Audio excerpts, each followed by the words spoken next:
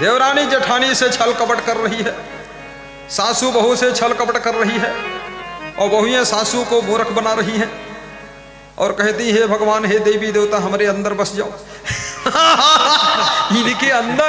इनके अंदर तो दमादम मस्त कलंदर है, वहां अंदर को बसी।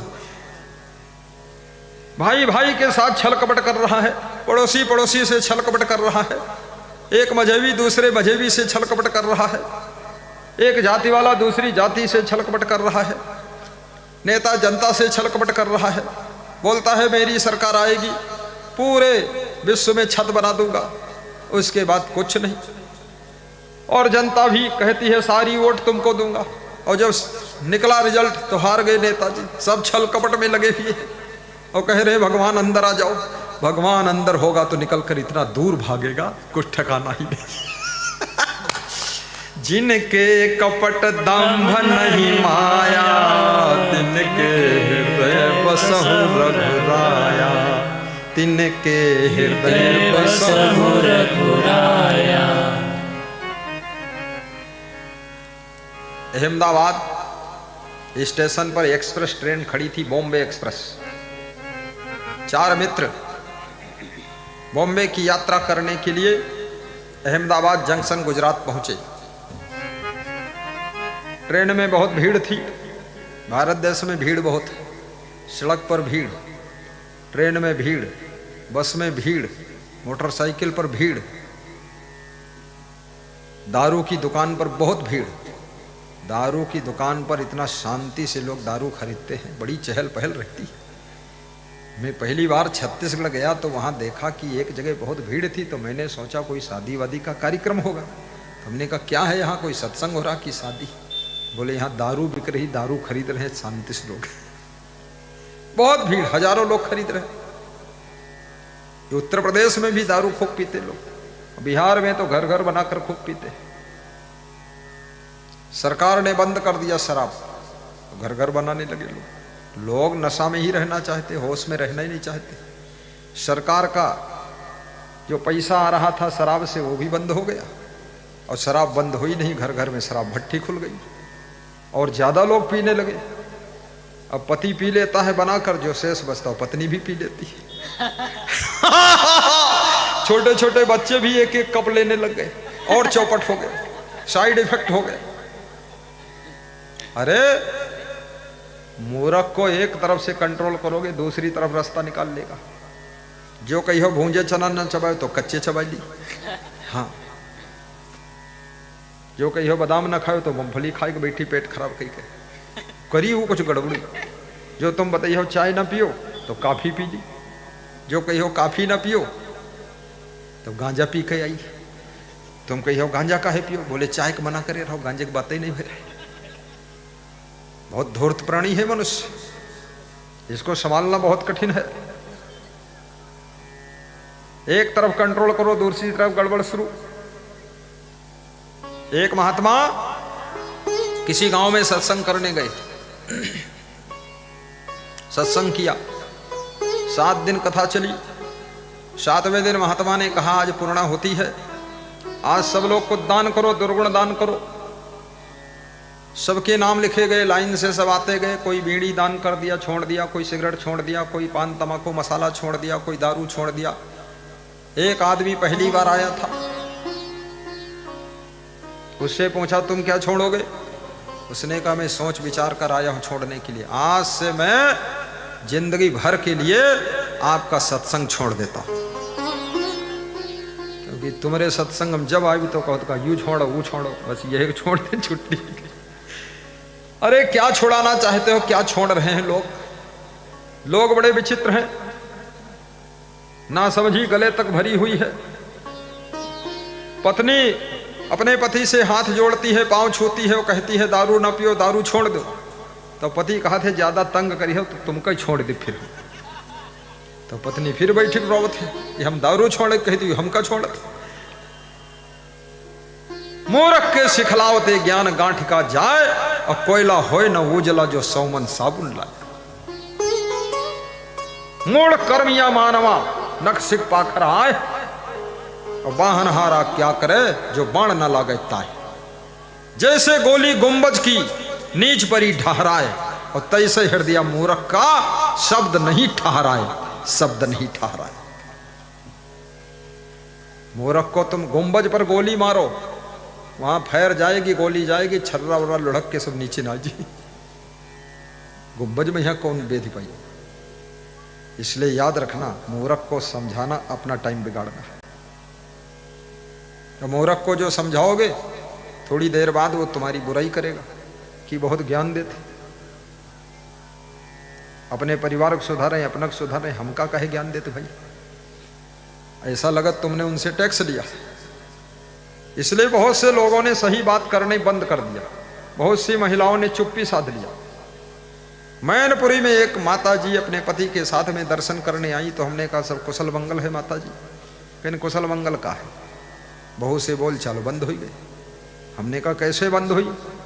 कहीं ना अच्छी बात समझाई रहे तो बहू नाराज हो गए, आगे लगा दी अपने कपड़े न भैया। तब से हम डराएंगे न बोलते नहीं, हम क्या करिए। हाँ, सब भस्मासुर। समझाने वालों को भी बहुत सावधान रहने की जरूरत है, बहुत बड़ा खतरा है।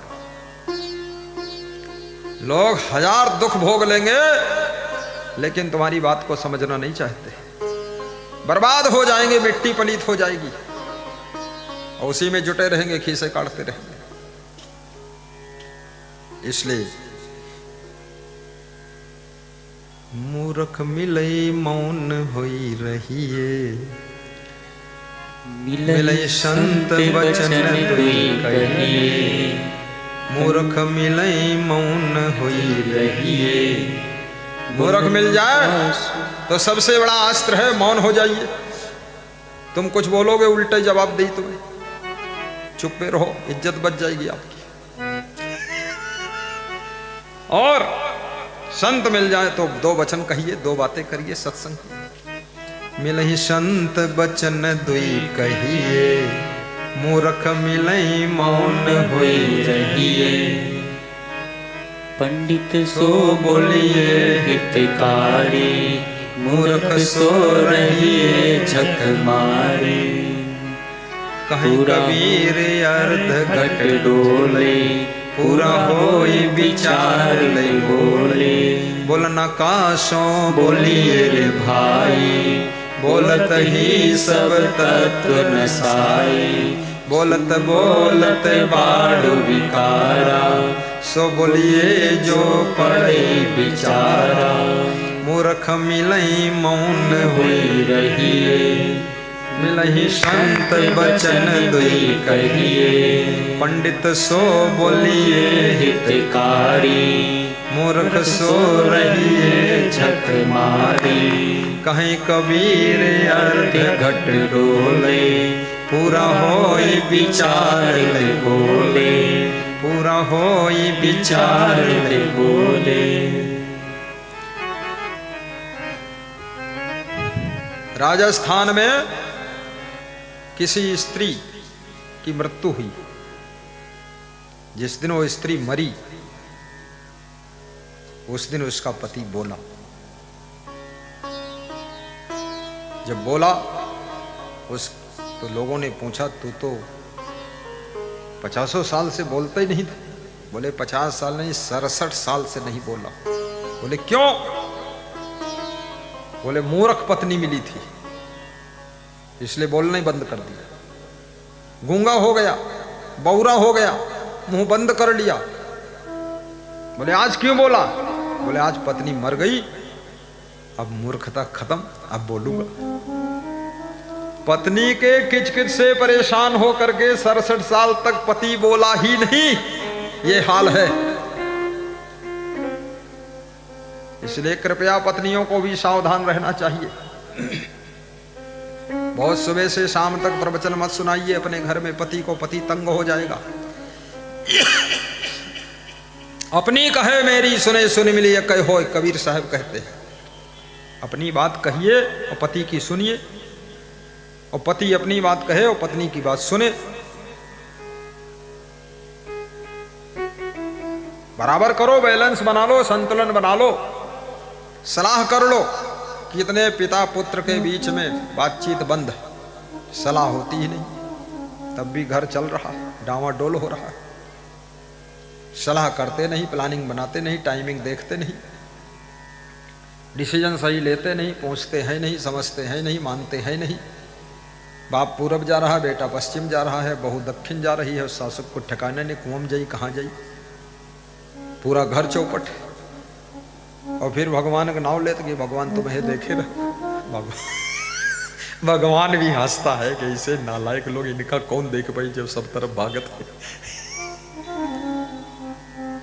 विचार शुद्ध करिए, दुनिया कितना बदल जाए, कलयुग कितना बड़ा आ जाए, लेकिन अपने रिश्तों को बिगाड़िए मत।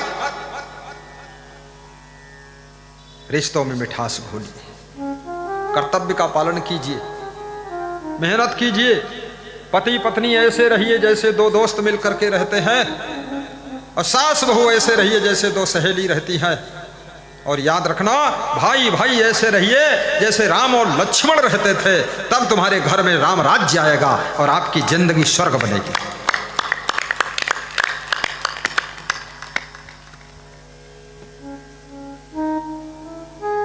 मूर्ख मिलई मौन होई रहिए, मिलही संत बचन दुई कहिए। कबीर साहब कितना बड़ा ज्ञान है उनके पास में, सोचिए विचारिए।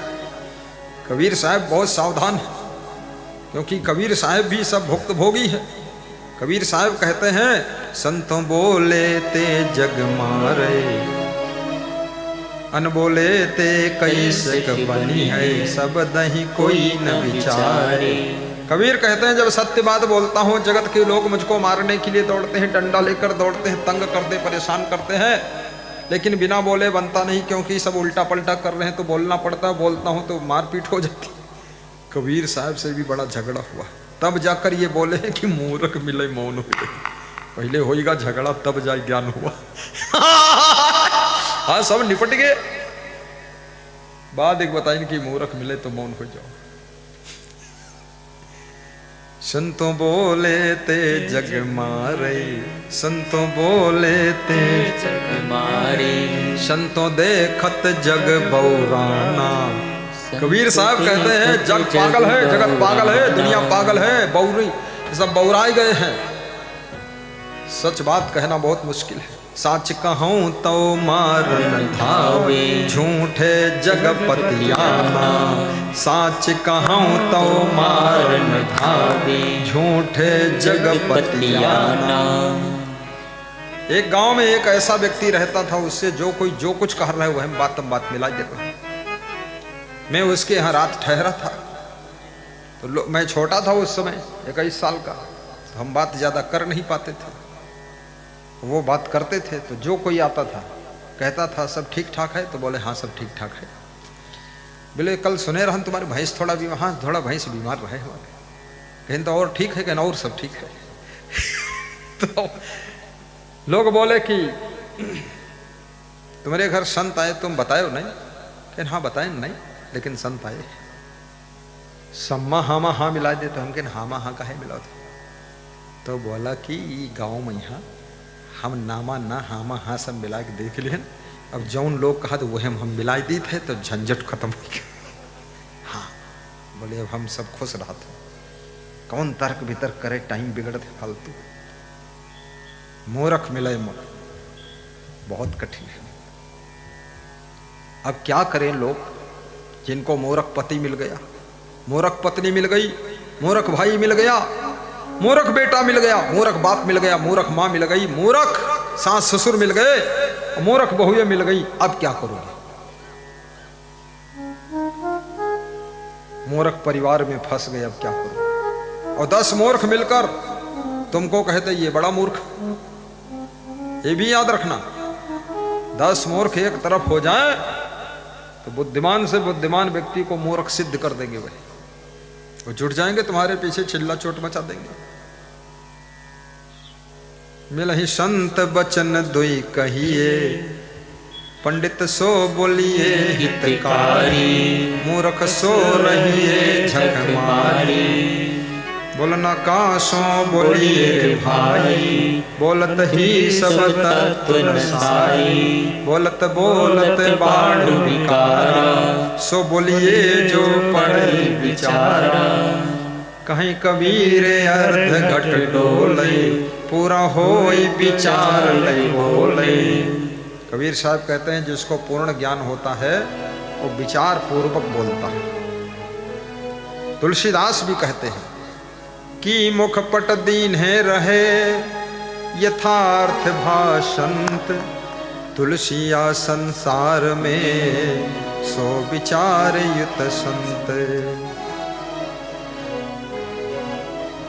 बोलना बहुत बड़ी कला है, बोलते ही रहना ये बहुत बड़ी बीमारी है। और सुनना सबसे बड़ी साधना है। जिसकी बात को सुन लेते हो तुम प्रेम से, उसका प्रेम तुमसे बहुत ज्यादा हो जाता है। और जिसके सामने तुम बोलते रहते हो और उसकी एक बात नहीं सुनते हो तो उसके दिल में तुम्हारे लिए प्रेम खत्म हो जाता है। इसलिए थोड़ा बोलो और थोड़ा अगले की भी सुनो, तब प्रेम की गंगा बहेगी। उसी गंगा में जीवन में सुख की लहरें उठेंगी।